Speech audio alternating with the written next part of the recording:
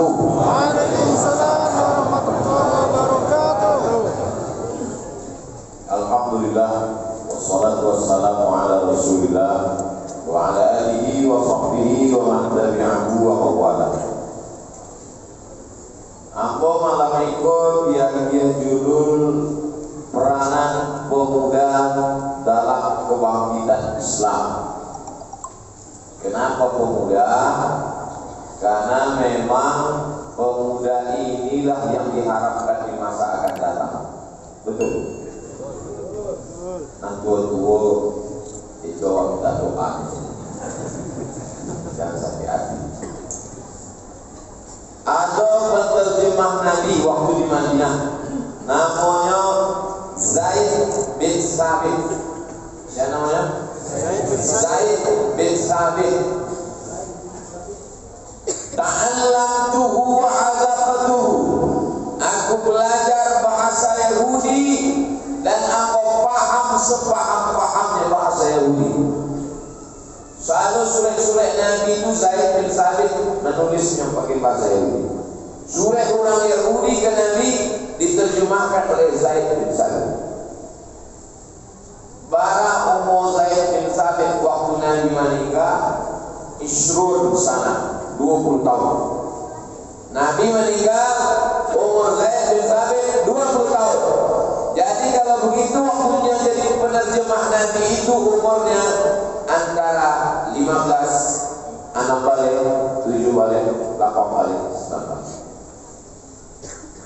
Alhamdulillah ada anak muda Baswo sama Mpo di Masjid.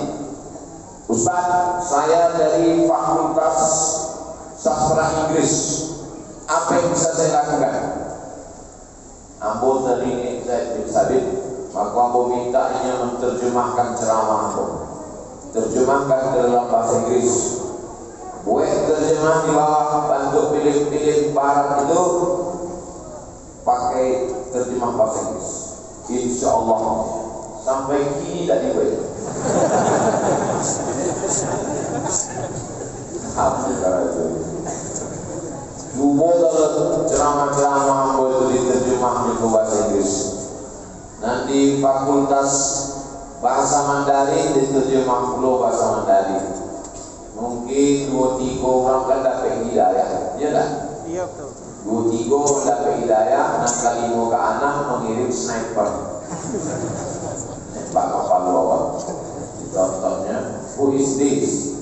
Abdul Somad, kill him. Tapi poin yang ingin aku ambil adalah bahwa penerjemah Nabi itu anak muda. Jangan bayangkan penerjemah Nabi itu orang tua, umur 55 tahun, hampir pensiun. Udah, anak muda. Oke. Nah, ada masalah? Aku capek-capek. Awak sudah kaji Zaid bin Sabit penerjemah Nabi. Ini anak-anak muda yang mengambil sastra Inggris, sastra Perancis, sastra Jepang, sastra Mandarin. Tolong terjemahkan ceramah Ustaz Abdul Somad. Tiru Zaid bin Sabit untuk kebangkitan Islam. Siap? Siap. Jurusan apa? Yang siap kok jurusan pertanian. Adik kok bahas tentang pertanian. Yang penting siapnya sendiri. Oke, awak lanjutkan. Yang kedua, Nabi mendoakan iyo. Apa doa Nabi itu iyo? Allahumma faqihhu fiddin wa 'allimhu ta'wil. Dalamkan ilmu agamanya, ajarkan dia takwil Al-Quran. Doa ini ditujukan Nabi untuk Abdullah bin Abbas. Siapa namanya? Abdullah bin Abbas radhiyallahu anhu. Abdullah bin Abbas ahli tafsir Al-Quran. Maka ada tafsir khusus. Tafsir khusus namanya Tanwirul Miqbas. Tanwirul Miqbas itu khusus tafsir Ibnu Abbas. Bara umur Ibnu Abbas waktu Nabi meninggal umur Ibnu Abbas waktu Nabi Muhammad meninggal dunia 15 aman, 5 balik tahun. Dan umur 5 balik angkat tangan main game. Zaman Nabi umur 5 balik tahun, ahli tafsir didudukkan Umar bin Khattab di majlis. Di majlis Umar bin Khattab didudukkan Abdullah bin Abbas. Ajlasahu fi majlisihi, didudukkan di majlis sahabat-sahabat dan tua-tua. Tapi karena al-alimu kabirun wa in kana saghiran, orang berilmu itu besar walaupun usianya muda, walaupun dia masih 15 tahun. Sesudah Abu Bakar tambah 2 tahun, Abu Bakar jadi khalifah 2 tahun, Nabi meninggal yang 5 balik tambah 7 balik tahun. Berarti di majlis Umar bin Khattab ini masih berumur 7 balik 8 balik tahun. Kini anak-anak muda awak 8 balik tahun nongkrong di tepi sungai, tepi lalu menunggu tsunami datang. Alhamdulillah.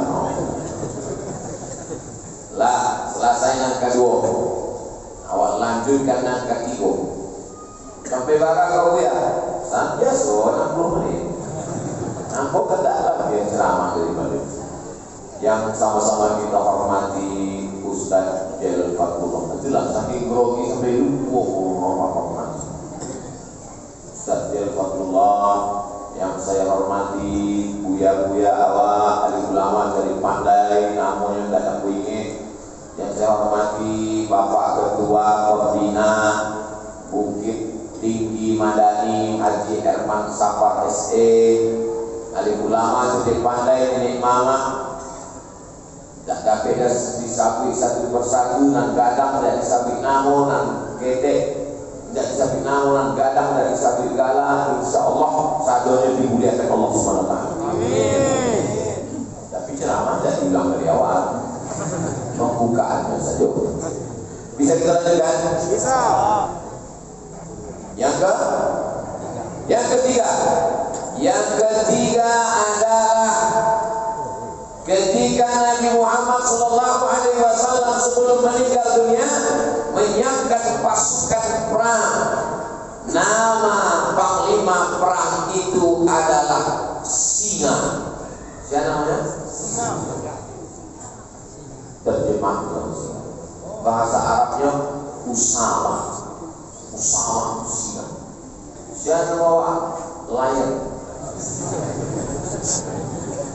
Ya, so itu dari di Arab sampai di Inggris sampai di tanah awak itu nama singa itu memang dipakai. Di Inggris ada yang pakai nama singa namanya Richard the Lionheart. Richard the Lionheart.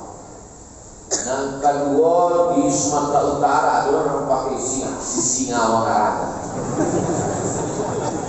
Nah, ketiga di Indragiri Hulu di Riau ada nama Raja Indragiri Hulu itu pakai singa, namanya Narasi. Sampai kini dibuat nama stadion Narasi. Dan di Arab ada nama Presiden singa, Asad. Asad pakai alif. Tapi kalau pakai H, Hasad Deki. Siapa Asad Hasad singa Deki. Tapi ada satu lagi singa itu Usama. Usama bin Laden. Sampai awak Usama Laden. Tapi Niko adalah Nabi punya anak angkat.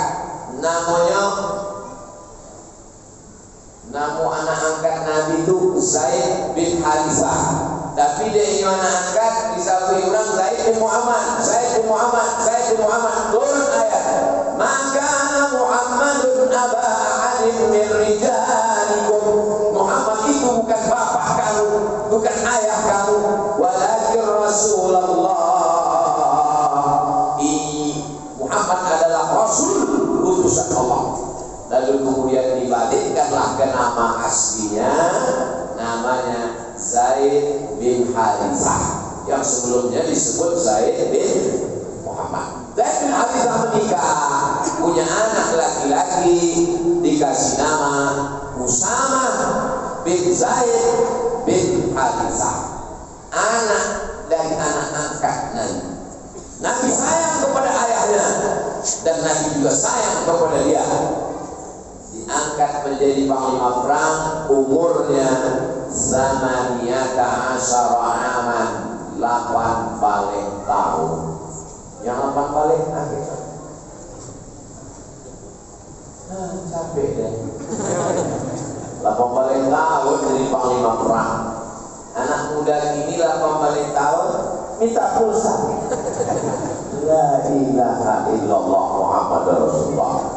Makanya judul malam ini perang, judulnya kebangkitan Islam. Memang Ustaz Somad dulu umur berapa? Anda tanya. Kamu kan yang ceramah. Tapi itu saudara kita dimuliakan Allah Subhanahu wa taala.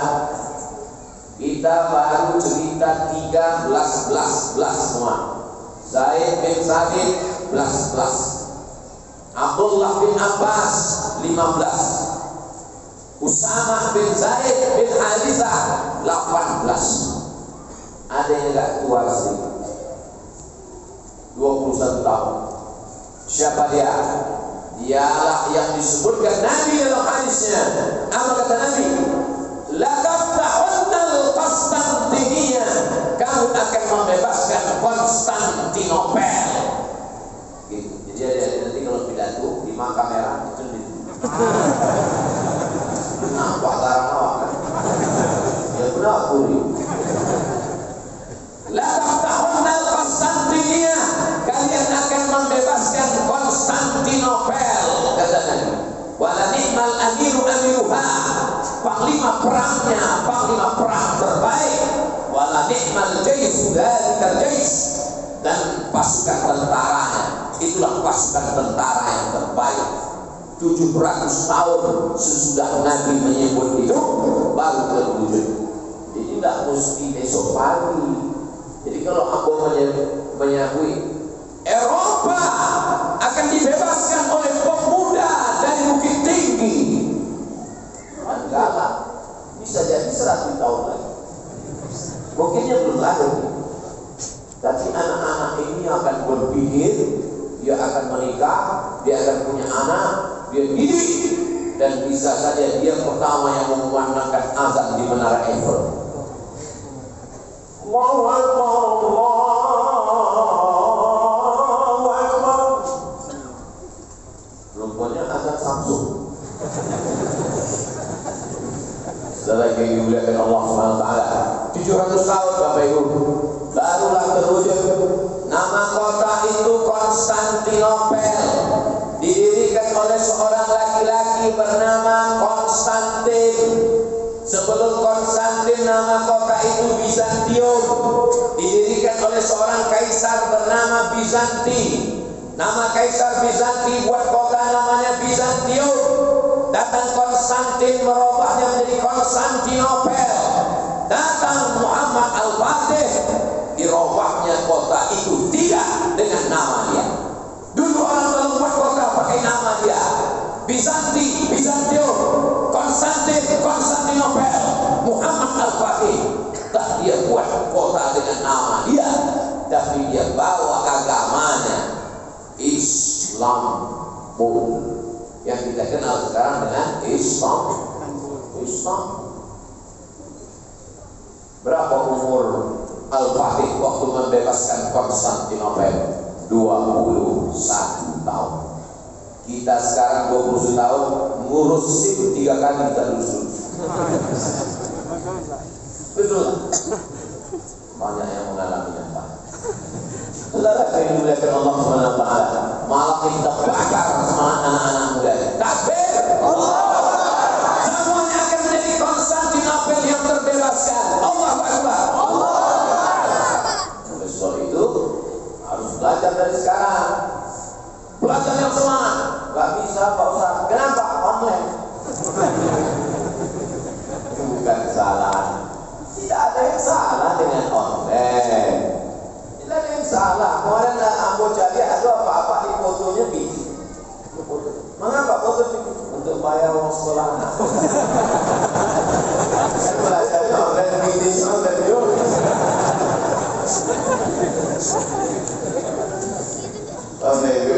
Allah Subhanahu wa ta'ala. Oleh sebab itu jangan salahkan zaman. Ini ujian saja. Yang namanya penyakit ini tidak pernah hilang. Dulu ada namanya virus influenza. Sampai sekarang masih ada virus itu. Cuman setelah ada vaksinnya agak berkurang. Dulu ada namanya virus rubella. Kemudian ada pula namanya malaria. Begitu juga dengan ini COVID. Nanti disuntikkan vaksinnya, insya Allah kita tak perlu lagi pakai masker. Nah, boleh langsung aja aku sampaikan maskernya. Dia sebenarnya dibully. Ustaz kok gak pakai masker? Oh.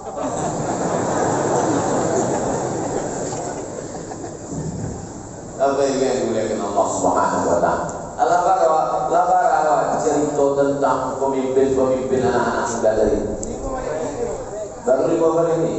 Mulai sampai 5 hari. Abdullah bin Abbas, Usamah bin Zaid, Zaid bin Harithah, Muhammad Al-Fatih. Siapa lagi?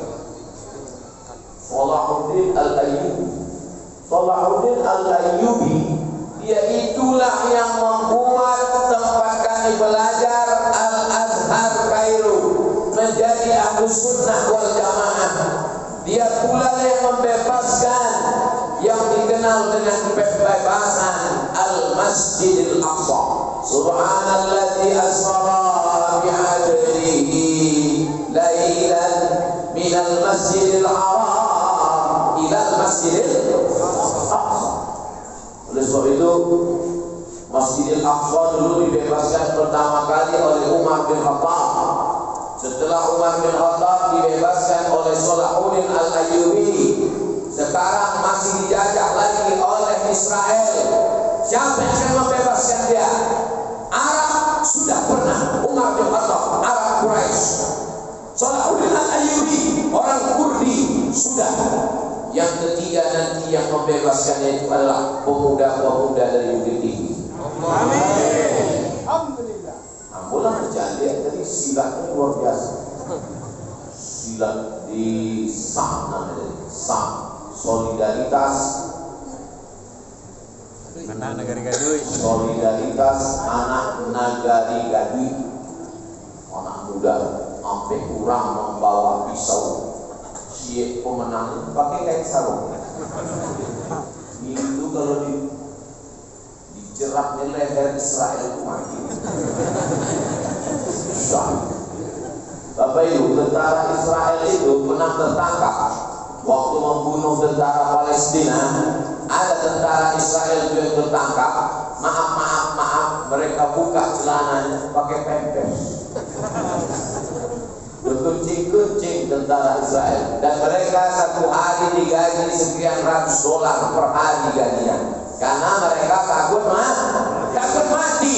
Sedangkan orang Palestina cita-citanya diadakan sensus untuk anak-anak Palestina, diadakan sensus data penduduk, ditanya apa cita-cita, 90% cita-cita anak Palestina ingin mati bisa. Kenapa kita dikuasai musuh? Karena kata Nabi SAW, hubbud dunya wa karahiyatul maut. Kamu terlalu cinta pada dunia dan takut mati. Oleh sebab itu, mati ini jangan cari. Jangan gara-gara saya katakan jangan takut mati. Besok dikasih pada lampu merah dan jadian. Takut ya polisi. Kenapa kamu tak lihat lampu merah? Saya lebih baik. Saya tak takut mati. Takbir gitu. Pak polisi doang sangko, hadir dari mana? Aku hadir. Allah Subhanahu wa ta'ala. Jadi maksud siap mati itu artinya kita siap menghadapi kematian dengan bekal amal soleh. Bukan nekat. Ini banyak orang siap mati nih Pak Ustaz, rupanya utang aja. Siap mati itu maksudnya amal soleh seperti yang dilakukan oleh para pejuang bangsa. Mereka dulu luar biasa. Oleh sebab itu anak-anak muda ini kita mesti berikan dia contoh-contoh suri tauladan. Ngomong-ngomong Ustaz Somad umurnya berapa sekarang? Tak perlu dah dikasih tahu. Kan nampak dari tatapan mata wajah.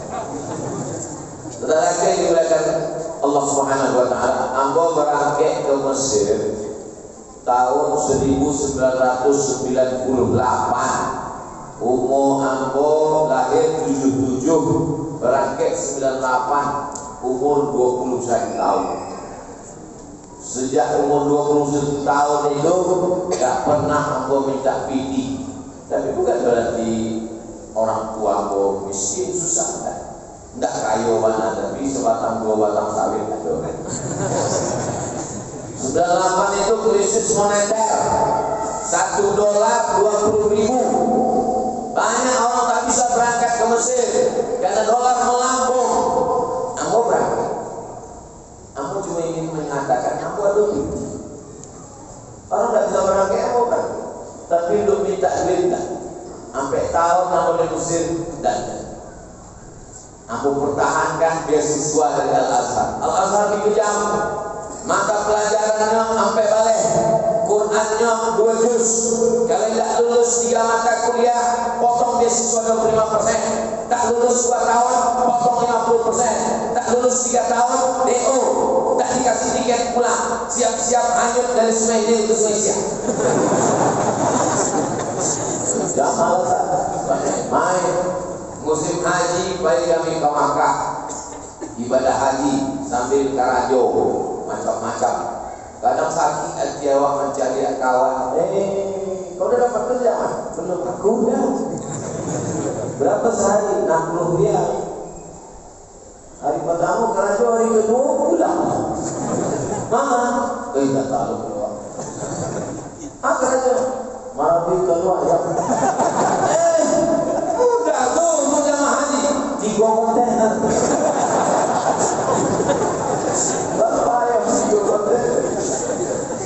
Aja, 300.000 orang.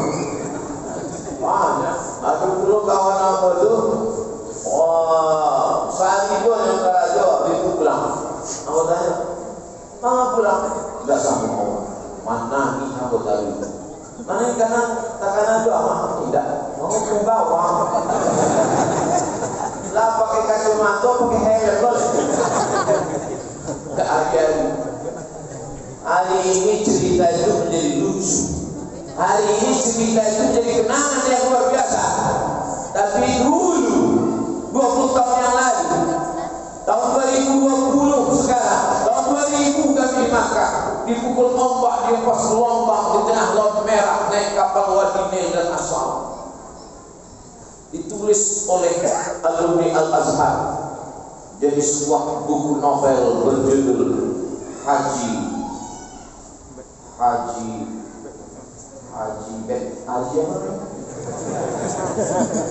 Ada tuh bukunya viral, bukunya bestseller. Aku cari ya. Aku cari penulisnya. Itu kawan ambon dari Mesir dulu. Dibuatnya menjadi sebuah novel yang indah. Oleh sebab itu adik-adik sekalian, kalau sekarang masa perjuangan, menulislah. Mungkin hari ini ada tetesan air mata, darah.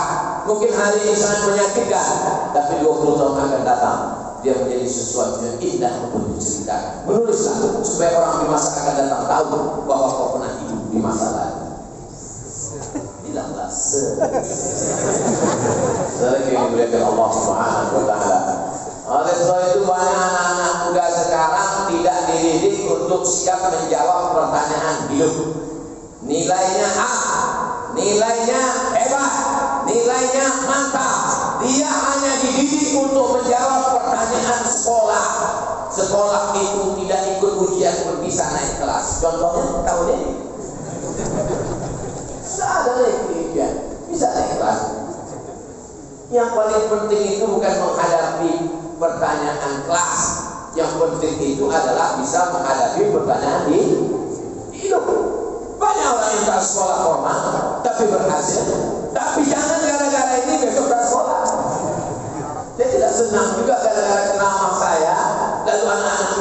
tinggi, berhenti kuliah. Nggak baik kuliah.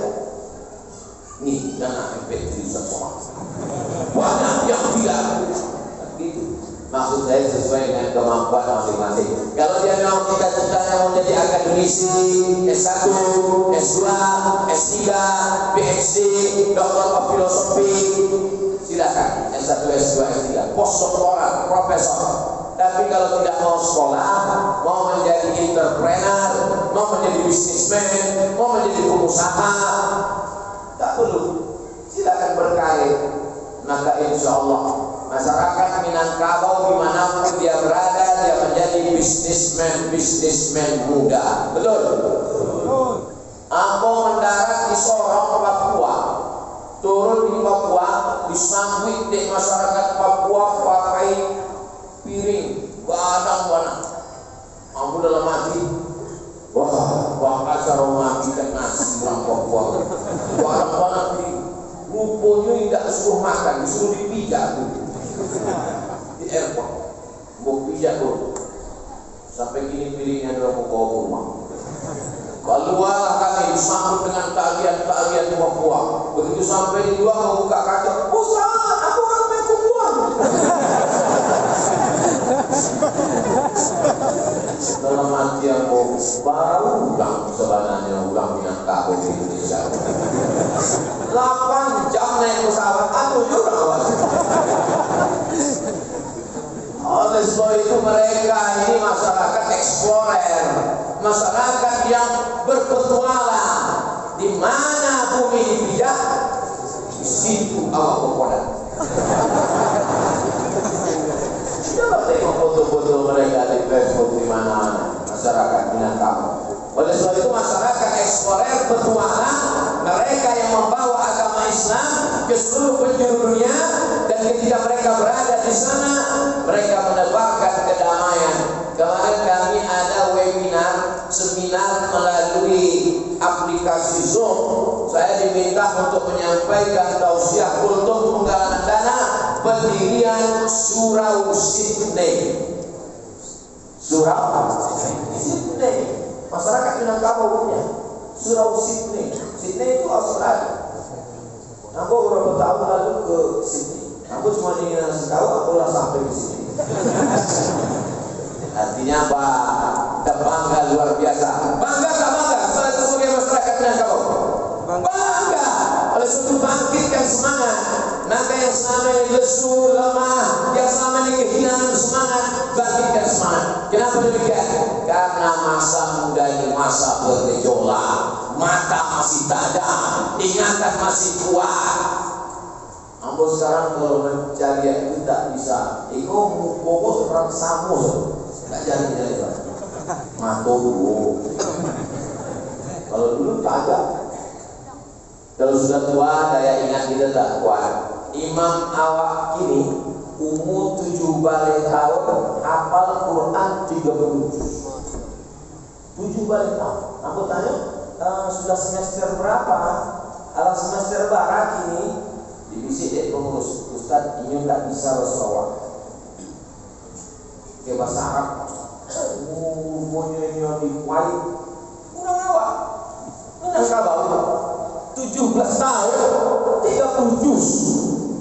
Karena di bulan Ramadan itu banyak masyarakat kaum dan kampung. Ustaz, itu anakmu 20 jadi imam dan 20 di belakang. Ini memang muda Pak, tapi Quran 30 juz itu bangun. Awak lah tuh juz 30. Tidak.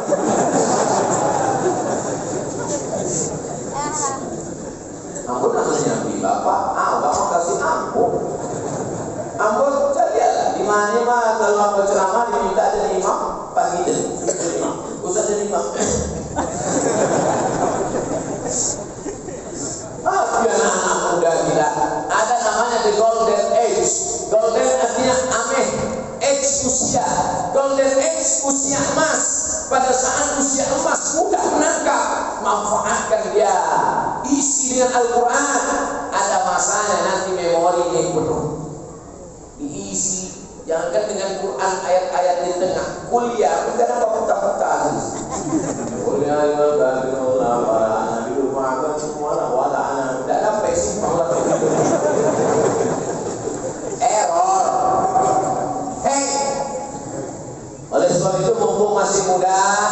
ikut program tahfiz, ikut daurah baca kitab, ikut silat, ikut macam-macam, ikut yang membuat badan sehat, ikut yang luruskan pikiran.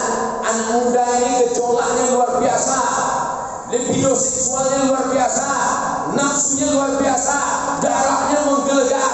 Maka itu disalurkan dengan silat. Dia tak mau silat, mau karate. Karate pun tak mau juga, mau taekwondo, tak juga MFC, tak juga mau masuk laut. Saudara yang dimuliakan Allah Subhanahu wa taala, berkuda itu luar biasa.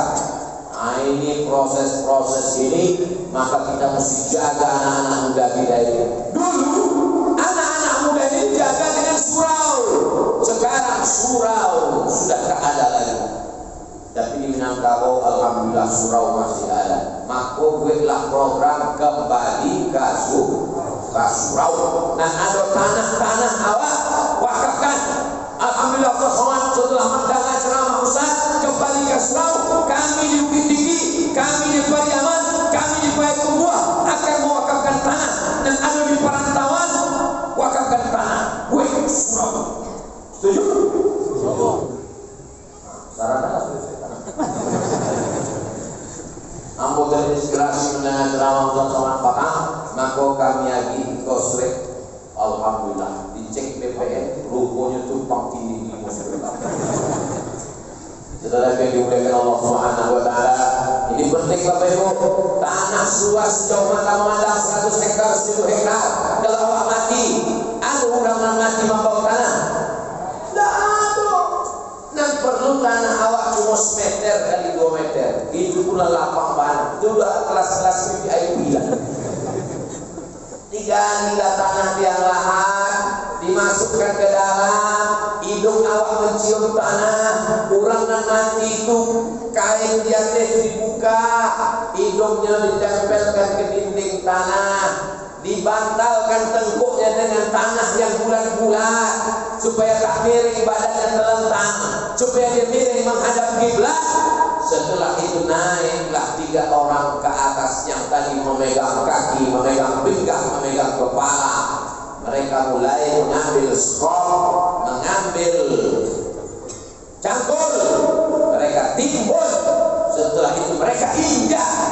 Anak-anak memanggil kawan-kawannya, "Hai guys, ayo kita injak biar padat. Kita sendirian di dalam." Tapi kalau ada tanah yang sempat kita wakafkan untuk surau, untuk sekolah tahfiz Quran yang ada di bumi Minangkabau, yang ada tanahnya, wakafkan tanah. Yang ada di perantauan, transfer ke nomor berikut ini. Tinggal nanti foto video apa, share. Setuju? Share. Yang ada perantau di Kalimantan, di Sulawesi, di Amerika, dimanapun dia berada, kirimkan uangnya, kirimkan emasnya, mengaji anak kampung halaman kita, menghafal Quran mereka. Tadi aku pasan, aku pasan ke imam, aku tanya, "Kita hadir ila doha, bila kamu pulang ke doha?" Ya sabi pada syahad setelah sebulan. Bulan berikutnya pulang ke doha. Wasit dirasat ilal majisir wa doktorah, sambung pelajaran sampai S2, S3. Sesudah itu pulanglah ke bumi Minangkabau. Kamu pesan, jangan berhenti, jangan di Kuwait dulu, enggak dulu lama-lama di Kuwait. Jangan di Doha. Sampai S2, sampai S3 pulang ke tanah kampung awak, buka sekolah tahfiz Quran. Kami menghadapi liberal, sekuler, LGBT, komunis. Kami lemah. Maka kalau dia pulang bertambah pasukan. Dia pulang, kamu mati. Kalau jamaah, mestinya pas sampai sapi mati menangis. Lah mau pesan ada. Sehingga kalau aku mati, aku yakin yang pulang dibukanya pondok tahfiz mengalir pahala. Mengapa aku pesankan supaya S2, S3 kan cukup itu hafal Quran, supaya ia bisa mengajar di pasca sarjana. Ini harus diperbaiki semuanya. Kalau hanya sekedar tahfiz Quran, ini memperbaiki tanaman-tanaman kecil, tapi tanaman perusahaan besar, yang ada di UIN, yang ada di S2, yang ada di pasca sarjana, yang ada di S3, maka dia bisa. Semuanya harus digarap. SD, ajarkan tahfiz Quran. SMP, SMA, berikan pembekalan. Di kampus, pasca sarjana, masuk mengajar. Pengajian ibu-ibu sore, ikuti ama-ama. Pengajian M3, tahu M3? Mak-mak milenial. Nah, itu semua. Kalau tidak nanti digarap orang lain. Oleh sebab itu adik-adikku semua begitu juga. Itu yang kebetulan beliau putra Minangkabau, bisa bahasa Arab, kesempatan belajar di Kuwait dan di Doha. Lalu kemudian bagaimana kami yang tidak belajar agama, Pak Ustaz? Sesuai dengan kemampuan masing-masing. Kamu di mana?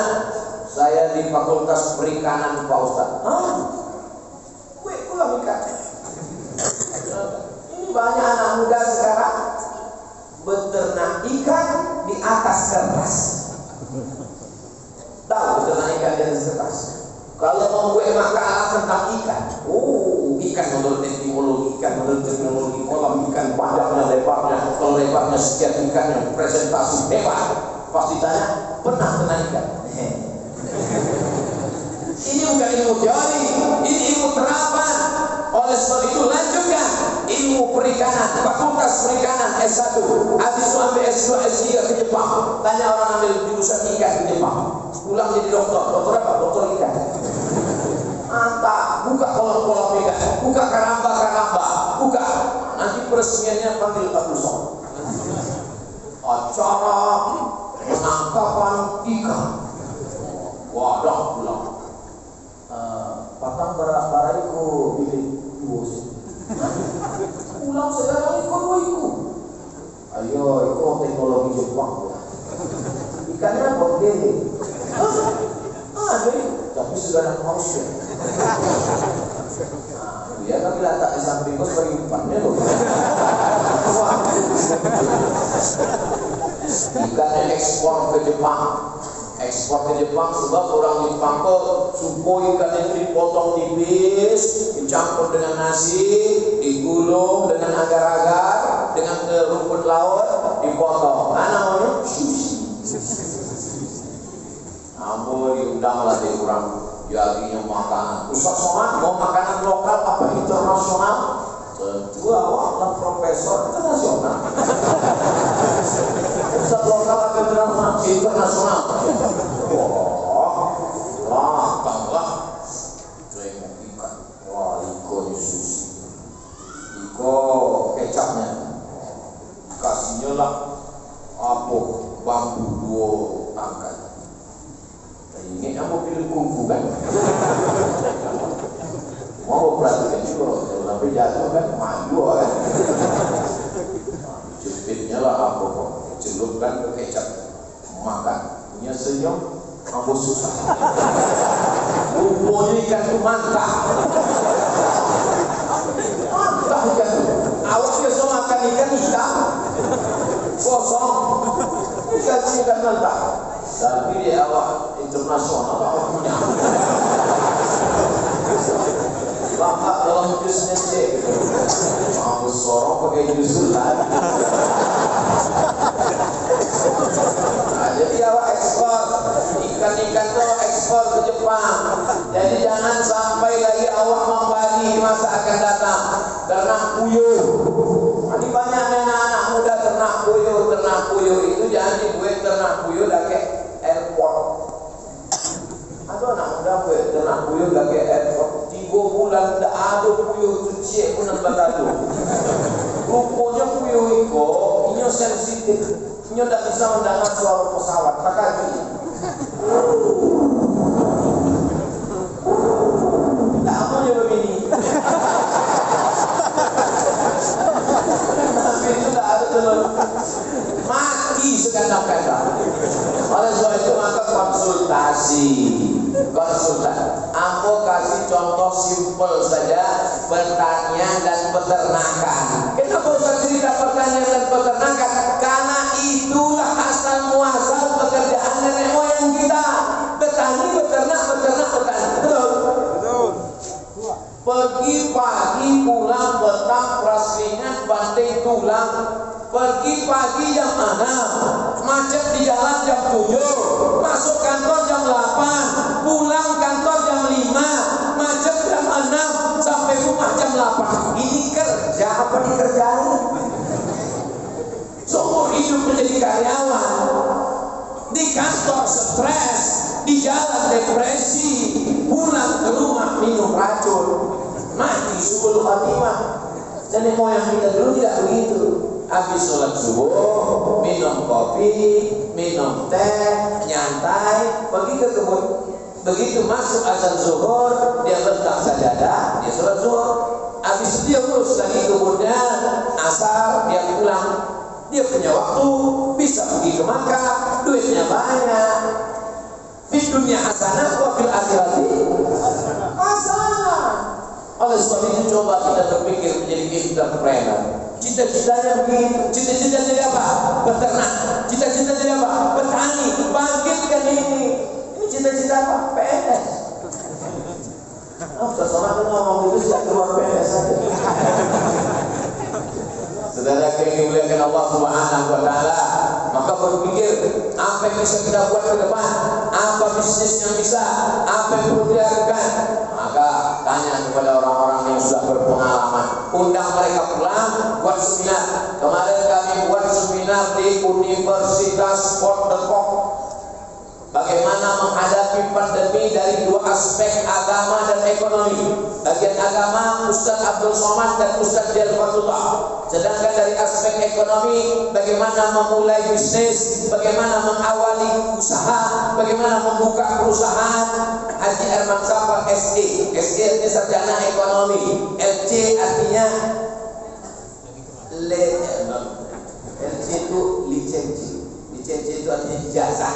Orang ini sudah dapat ijazah untuk mengajarkan agama Islam. Nah, itu justru lisensi. Jadi nanti kalau ada anak ibu nanya, Ustaz Somad itu titelnya, Ustaz Jadu titelnya LC apa dia mah? Oh, lama nikah itu. Bapak Ibu yang dimuliakan Allah Subhanahu wa taala. Nah, di antara yang ditanya nanti di akhirat, la tus'alunna yauma idzin. Kamu akan ditanya tentang semua nikmat Allah. Berapa kedipan mata, berapa bisikan telinga, berapa lintasan hati dan pikiran, berapa langkah kaki, berapa ayunan tangan. Semua akan ditanya, dituntut di hadapan Allah. Tapi Nabi kasih bocoran. Di antara yang akan ditanya itu adalah ansyababihi bima ablah. Masa muda kemana saja kau habis? Masa muda. Masa tua tak ditanya. Karena orang kalau sudah tua pasti itu sih. Kalau sudah tua pasti itu sih. Kalau ada sudah tua tak boleh sih. Nanti suruh mati mah. Masa muda kemana saja? Ditengok buku catatannya. Masa muda pacaran, playboy cakupai. Dupe. Habis sekarang dia sudah. Apa yang dihasilkan? Hari ini kau ganggu anak gadis orang, 20 tahun akan datang, kau pasti akan punya anak. Betul? Kecuali kau LGBT. Bagaimana rasanya kalau anakmu yang diganggu orang? Oleh sebab itu ketika ada seorang laki-laki bertanya kepada Nabi, ya Rasulullah, izinkan aku berzina. Oh, sahabat yang lain berang, cabutnya pedang, pancung kepalanya ya Rasulullah. Nah, itu hebat Nabi. Nabi kalau ada sahabat yang emosi, pancung kepalanya ya Rasulullah. Kalau aku enggak, kalau ada jamaah, pancung kepalanya Ustaz, silakan. Pancung kepalanya ya Rasulullah. Kata Rasulullah, jangan. Apa tadi pertanyaanmu? Izinkan aku berzina ya Rasulullah. Bagaimana kalau orang berzina dengan anakmu? Bagaimana kalau orang berzina dengan adikmu? Bagaimana kalau orang berzina dengan istrimu? Bagaimana kalau orang berzina dengan ibumu? Merah wajahnya, menetes air mata. Karena orang selalu melihat di luar, tapi kita dalam Islam diajak untuk melihat ke dalam, ke diri kita. Begitu anak-anak muda, jangan ganggu perempuan. Perempuan itu adalah adik kita. Perempuan itu adalah anak kemanakan kita. Perempuan itu adalah saudari kita. Kalau sudah kau suka, maka maka tunjukkan bahwa kau tidak hanya mampu memberikan mawar, tapi mampu memberikan mahar. Takbir. Takbiran dosen. Anak-anak ya. Tapi dilihat Allah Subhanahu wa taala, masa muda ini masya Allah tabarakallah luar biasa, bergelora, bersemangat. Tapi yang bos selama di Bukit Tinggi 2 hari gua masya Allah dikawal anak muda. Pagi tadi naik sepeda anak muda, aduh anak-anak muda naik ninja anak muda, tadi off road anak muda, naik trail anak muda. Aku sebenarnya ingin ngasih tahu aku udah naik macam-macam. Dan itu kebanyakan anak muda yang bersemangat. Anak-anak muda itu mesti kita kasih support, kita kasih semangat. Sab'atun yudhilluhumullah, 7 golongan dapat naungan Allah. Yauma la dhilla illa dhilluh. Hari itu tak ada naungan kecuali naungan Allah, dan mereka dapat naungan Allah. Siapa itu? Syabun, anak muda, nasha'a fi ibadatillah, anak muda yang tumbuh dalam beribadah kepada Allah. Tapi Bapak Ibu, kita tak sanggup mengawal anak-anak muda kita sekarang. Makanya anak keponakan, anak kemanakan amboh watak ke pondok pesantren, amboh tidak sanggup mengawal. Amboh baru dosen kuing, lau mau 50-60 tahun. Sakama jamboh sama-sama musabaqah tilawatil Quran. Amboh tidak sanggup Ustaz mengawal anak gadis amboh. Kenapa Pak? Gimana kita tahu dia cabut pergi ke mall, dibonceng pacarnya, tiba-tiba minumannya disuntik dari bawah, dia minum, habis minum kepalanya bergoyang, mabuk dia sakau, jahat sekarang pergaulan Ustaz. Tapi sekarang hati dia sudah tenang Pak Ustaz. Kenapa Pak? Dia sudah masuk pesantren. Maka anak-anak Bapak Ibu yang sudah masuk pesantren, alhamdulillah. Yang belum masuk, coba-coba masukkan. Yang sudah masuk lari keluar lagi, kita masuk. Beruntung kalian punya orang tua yang peduli. Tengok itu di lampu merah masih ada orang jualan koran. Tidak hina jual koran karena itu halal, tapi mereka itu bukan mau cari uang sekolah, mereka mau cari makan Pak, jual tisu. Ini kok punya ayah mengirimkan ke pondok pesantren, dikirim tiap bulan. Mana syukurmu? Mana terima kasihmu? Oleh sebab itu dia mesti diajak. Makanya anak-anak ini kalau liburan jangan cuma diajak ke mall. Nanti dia jadi anak yang konsumtif. Kalau diberikan hadiah, berarti orang tua saya. Kalau diberikan mobil, berarti papa saya. Kalau diberikan rumah, berarti mama saya. Kalau tak dikasih, berarti tak saya. Jangan cuma dibawa ke mall, bawa ke panti asuhan. Ulang tahun kok penjelasan. Assalamualaikum Pak Panti. Waalaikumsalam. Nanti sore kami mau ulang tahun anak saya ke sini. Jangan ada lilin-lilin. Tak ada tiup-tiup lilin. Kalau mau tiup kompor sekalian. Tahu. Nanti kami mau makan sama anak yatim di sini Pak Panti. Berapa anak yatim di sini? Ada 300 orang. 3 orang saja. Aku, bini aku, anak aku. Kami bertiga bego. Minta anak yatim 3 orang. Anak awak bertanya, papa. Jadi mau papa awak makan sama belajar. Papa. Ikut sampai apa? Ikut sampai anak yatim. Si anak yatim itu meninggal apa lo? Tinggalnya di situ. Maka dilihat kamarnya, WC-nya, bagaimana tempat mandinya. Dia akan berpikir tanpa kita nasihati panjang lebar. Kau tak sayang sama orang tua, kau tak bersyukur, capek kita merepek. Tapi kalau kita tunjukkan, dia akan berpikir, oh begini, ayo, kalau mau tinggal lagi terus. Apalah kamu itu? Kenapa tak diajak kepalanya untuk berpikir, untuk melihat langsung? Anak muda ini mesti ditunjukkan melihat langsung. Kalau anak TK memang mesti kita ajak panjang lebar, tapi anak SD, anak SMP, anak SMA, ajak dia berdialog dengan Pak Polisi, ajak dia berdialog, bawa dia ke tempat Badan Narkotika Nasional supaya ditunjukkan bahaya, bawa dia ke Museum AIDS untuk ditunjukkan bagaimana orang kena penyakit AIDS tinggal tulang dibalut dengan kulit. karena sudah habis tubuh itu dimakan oleh virus HIV/AIDS. Oleh sebab itu maka anak-anak muda yang hari ini malam ini masih mau pengajian etikaf, tadi malam subuh pengajian, malam anak-anak muda sudah datang jam 12 malam etikaf di masjid, malam ini pengajian anak-anak muda sudah ramai datang. Oleh sebab itu jangan bangga dulu, anak muda ramai dalam masjid, di luar masjid lebih ramai. Saudara yang dimuliakan Allah Subhanahu wa taala, maka organisasi-organisasi, remaja-remaja masjid, komunitas-komunitas, dalam rangka menyambut 1 Muharram tanggal 20 Agustus kita buat lomba vlog, Islamic vlog. Jadi vlognya itu ada nilainya, video pendek.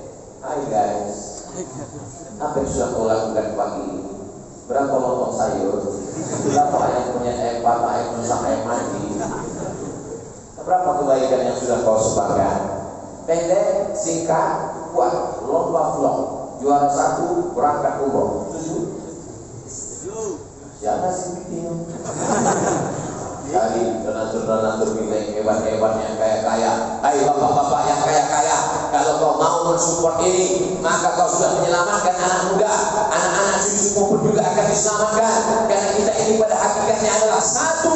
La talmizu anfusakum. Jangan ejek orang lain. Kenapa kita boleh mengejek orang lain? Karena kita sedang melihat diri kita pada orang lain. Makanya tak boleh kita menuduh orang lain itu jahat, orang lain itu tak betul. Karena ketika kita sedang menuju dia, sesungguhnya kita juga sedang menunjuk diri kita sendiri. Kalau ada tetangga kita tak sholat, tetangga tak ke masjid, tetangga tak pengajian, yang salah itu kita atau tetangganya? Kita yang salah. Kenapa tak kita ajak dia? Sekarang tak bisa main mengimbau, sekarang tak bisa main ajak mengajak saja. Mesti ada kemauan yang kuat luar biasa. Dihimbau kepada seluruh jamaah agar bersedekah, enggak jalan. Dihimbau kepada seluruh jamaah agar datang, tidak jalan. Mesti ada gerakan amal ma'ruf nahi munkar. Himbau-himbau tak ramai. Satu-satunya himbau-himbau yang ramai cuma satu, minat main bau. Rumah makan. Saudara yang dimuliakan Allah Subhanahu wa taala, la ta'murunna bil ma'ruf, ajak orang berbuat baik, wa la tanhauna 'anil munkar, larang orang berbuat munkar. LGBT munkar, sekuler munkar, liberal munkar, makan haram munkar, riba munkar, pacaran munkar. Jangan diam. Ngajak etika banyak, ngajak sholat berjamaah banyak, tapi kalau sudah cerita munkar banyak yang tak mau. Kenapa? Takut tersinggung, takut sakit hati, takut orang dendam, takut orang ngejek. Jangan munkar-munkar tak apa-apa, sedikit-sedikit saja tak apa-apa. Tak bisa begitu. Karena kalau tsunami itu datang, gempa bumi itu datang, gunung meletus itu datang, erupsi itu datang, maka yang kena bukan hanya yang jahat saja. Memangnya ketika tsunami naik menggulung dari tengah laut, naik ke pantai, naik ke darat, bisa dibedakan, itu rumah orang sembahyang, itu rumah orang nalinda, itu rumah preman awak hancurkan, itu rumah remaja masjid awak tinggalkan. Tidak, satu itu sapu rata semuanya. Betul? Betul. La ta'murunna bil ma'ruf, ajak orang berbuat baik, wa la tanhauna 'anil munkar, larang orang berbuat munkar. Kalau itu tak kamu lakukan, la yusikanna ayyadha'allahu 'alaikum 'iqaban. Dikhawatirkan akan dikirimkan Allah hukuman.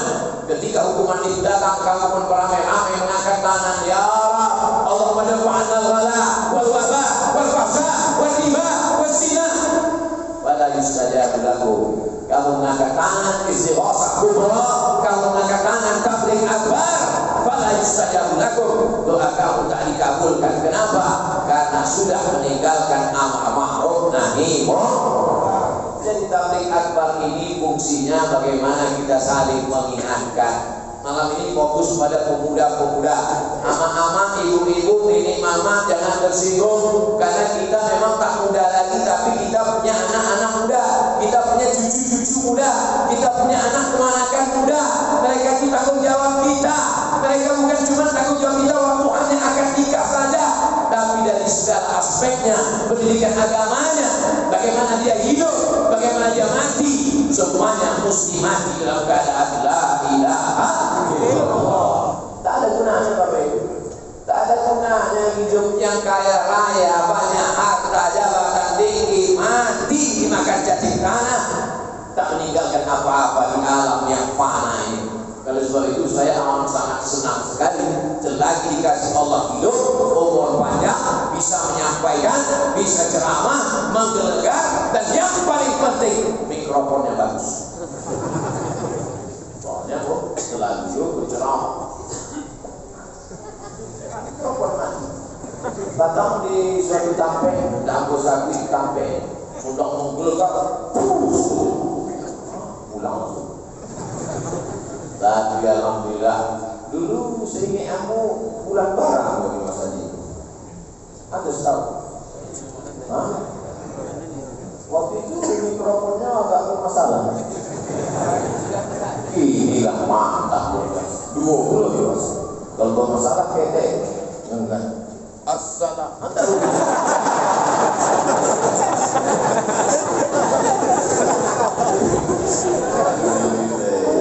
Masya Allah, tabarakallah. Senang tidak? Masjidnya cantik, masjidnya bagus. Cuma masalahnya masjid tiangnya banyak. Masalahnya kalau tiangnya banyak, kalau jamaahnya kurang, beko, imam, ustaz mengejek banyak, lu tiang dari orang lain. Tapi kok tidak terjadi. Aku bara-bara kali ke Mas Haji, kok ramai tadi di bawah, di atas. Aku selanjutnya tak mandang hati banyak lo nak dia. Setelah yang dimuliakan Allah Subhanahu Wa Taala, ceramah-ceramah direkam, macam malam itu direkam. Karena banyak juga anak muda yang tak ke masjid, mereka masih ring 3, ring 1 yang memang sudah ngaji, bahkan memilih ustaz favorit. Aku mengaji dengan ustaz Jel saja, aku mengaji dengan ustaz Zulkifli M. Ali saja, aku mengaji dengan ustaz Adi Hidayat saja di ring 1, yang memang hatinya sudah terikat dengan ustaz. Tapi ada yang ring 2. Ring 2 ini tergantung SMS. Data kawan ngaji yuk, oke. Ke karaoke, ayo kami. Tergantung. Koko-koko nongkrong-nongkrong, oh no problem. Ini ring 2. Tapi ada yang ring 3, ini memang anti pengaji. Kalau di bawah pengaji, ayo ke masjid. Ayo ke masjid. Teman kita kemarin ke masjid 2 hari masjid. Orang ring 3 itu tak bisa ajaknya ke masjid. Tapi awak bisa kirim melalui grup WhatsApp. Kirimkan grup pendek. Mengajilah, mereka mau datang mencabut nyawamu, tidak lihat tanggal lahir kapan. Anak muda pun kau mati juga. Akhirnya gua kena malam kan, ternyang-nyang di kepala. Kau akan mati juga. Kau akan mati juga. Kau akan mati juga. Ulang-ulang lagi juga. Kau akan mati juga. Kau akan mati juga. Kau akan dimakan cacing tanah. Kau hanya dari tanah. Jika sebentar di atas tanah, kau akan dimakan cacing tanah. Segalanya tinggal, motormu tinggal, mobilmu tinggal, HP-mu akan diambil oleh orang lain. Masuk dalam hati, berkesan dalam jiwa. Jadikan handphonemu itu sebagai senjata-senjata. Kalau di Palestina mereka dengan lemparan batunya, dengan AK-46-nya, dengan senjata otomatisnya, kita tidak sedang berperang, tapi jadikan paket-paketmu itu. Saya mau usah gak pakai-paket. Dulu beli apa? Nyuri wifi. Oh gak bisa.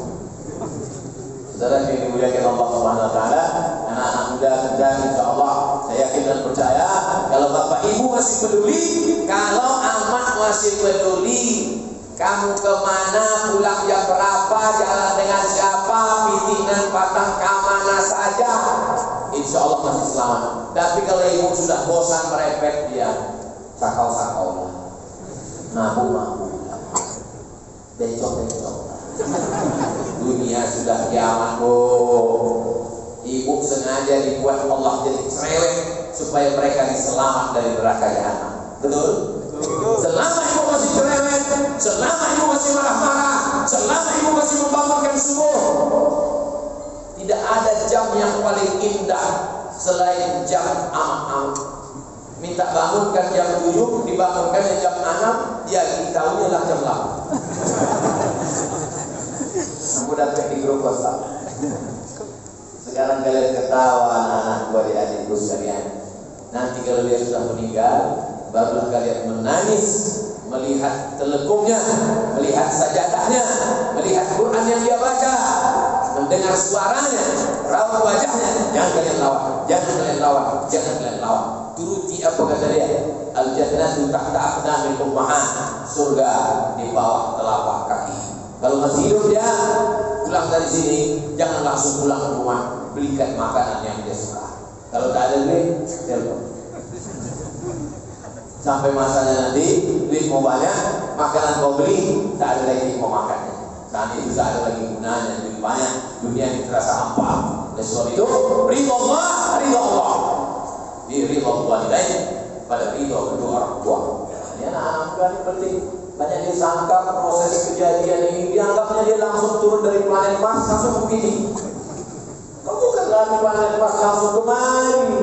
9 bulan 10 hari kau tumpang di perutnya, mengalir darahnya dalam darahmu, kau minum susunya selama 2 tahun.